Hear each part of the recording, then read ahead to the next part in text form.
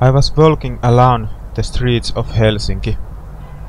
The rain made my t-shirt wet. The sun didn't fully go down at the summer of Finland.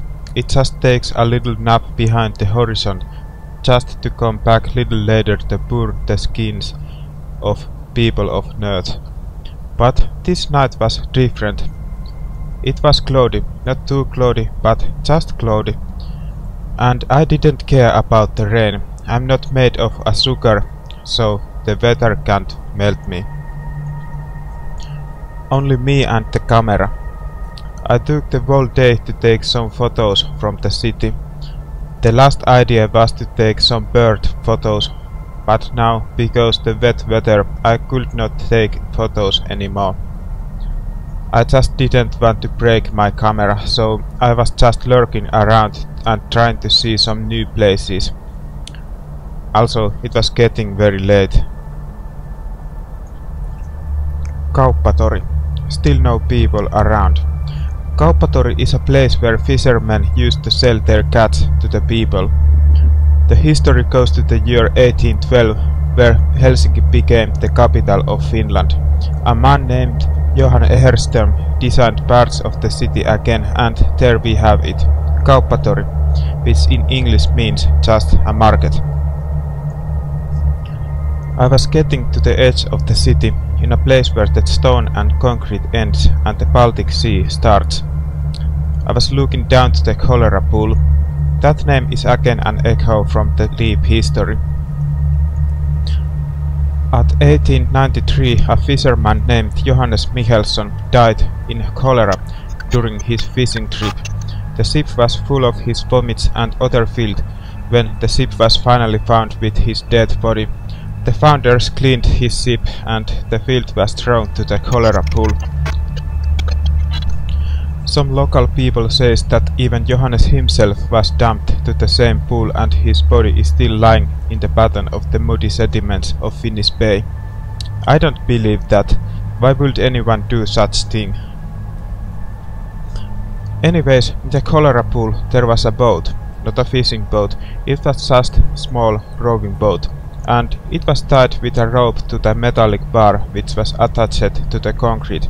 And there was a stairs down to the cholera pool and the boat was close enough so I could easily go to the boat. I was already wet, but the weather was not cold, so why not borrow a small boat for a few minutes?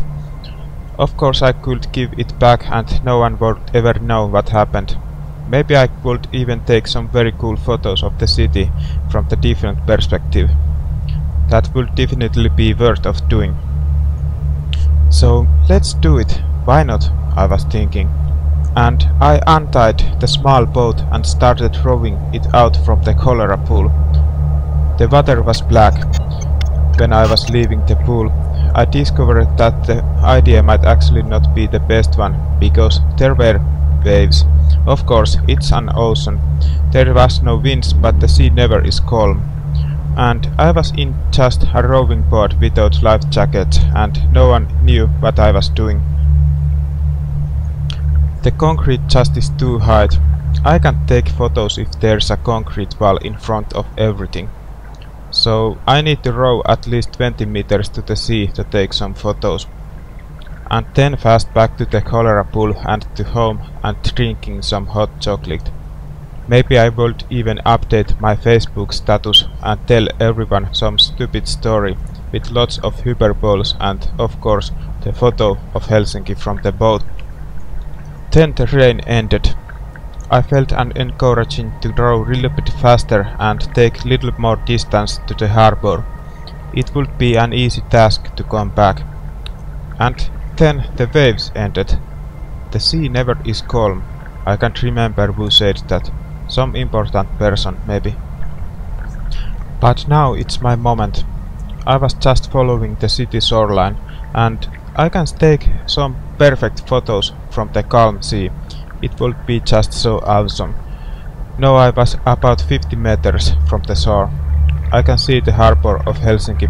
Now let's just take some photos and let's go back as fast as I can.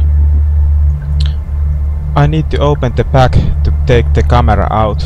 Then I discovered that the camera was mounted with wrong lens. I was having telephoto lens because I took some photos of the birds earlier, but now I would need a wide-angle lens, which was the other lens I was carrying in the bag. Tamron 17 to 50 mm f2.8 lens. That means that the aperture can be the same at all the focal lengths. It's not very common, since developing such lenses is a little bit more expensive than those lenses, which will usually allow only smaller apertures when you are shooting in the tele mode. It took some time to change the lens, and when I started looking around, I saw nothing. No city, only black water around me. When I was working with the camera, the new element of nature came out from the sea. A fog. No worries, I was thinking. I can still remember where the cholera pool is. Just row the boat and I am back in just few minutes. So I took few photos for the Facebook, of course, and then I started rowing. Then I saw light through the fog. It has to be Helsinki, since in the harbor bay I would go almost whatever direction and always get to the shore. I started rowing faster to the light, but it felt like that it was not very much getting closer.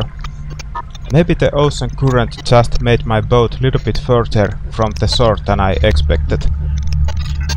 Those currents can be very incalculable if you are not the sea dog or a skilled fisherman, just like that Johannes Michelsson. Ah, he actually died here, poor soul. Maybe I should think something nicer. Cholera, by the way, it's not very nice way to die. The easiest way to get one is to drink water that is polluted by the human waste. The symptoms are nausea, vomiting. Why am I thinking this? The light. Yes, I reached it almost, and now I can see that it's coming from the water. The water is shining. It's alive and it's moving slowly. The water.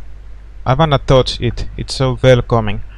I know that if I jump inside of it, it won't hurt me. I'm not anymore doing calculations. I just let it go. I'm going to jump. And then I'm gone.